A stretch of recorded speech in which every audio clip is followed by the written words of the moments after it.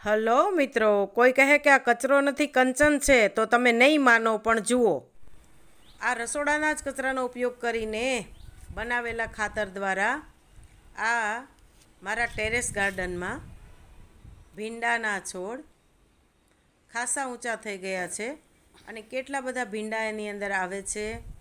અને જે ઓર્ગેનિક ભીંડા છે એ પરિવાર છે એના માટે આપણે એ વાપરી શકીએ છીએ.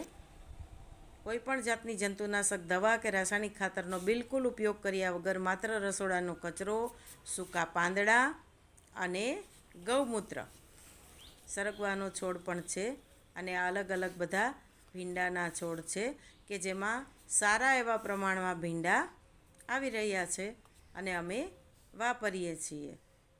તો મિત્રો, આ રીતે આપણે આવો ગાર્ડન તૈયાર કરી અને પર્યાવરણના શુદ્ધિકરણમાં આપણો ફાળો આપી શકીએ છીએ. અહીંયા રીંગણનો માત્ર એક જ છોડ છે, પણ છતાંય એમાં સારા પ્રમાણમાં રીંગણ પણ આવે છે. અત્યારે એની સિઝન નથી, છતાં પણ દર 15 દિવસે બે ચાર રીંગણ છે એ એમાં ઉતરે છે.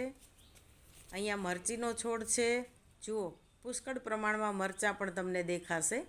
તો આ રીતે મરચાં, ભીંડા, રીંગણ અને સાથે સાથે કારેલાના પણ બે ચાર વેલા મેં વાવેલા છે. જોકે કાકડી આ વખતે વધારે થઈ નથી, પણ કારેલાના વેલામાં કારેલા પણ સારા પ્રમાણમાં આવ્યા છે અને એનો પણ અમે વારંવાર ઉપયોગ કરીએ છીએ શાકમાં. તો મિત્રો, કારેલાની બે જાત છે. એક લાંબા કારેલા છે જે મેં ગઈકાલે જ ઉતારી લીધા. આ ટૂંકા અને ગોળ મટોળ થાય એવા કારેલાની જાત છે. તો જો આપ જોઈ શકો છો કે એમાં કારેલા પણ સારા એવા પ્રમાણમાં આવેલા છે.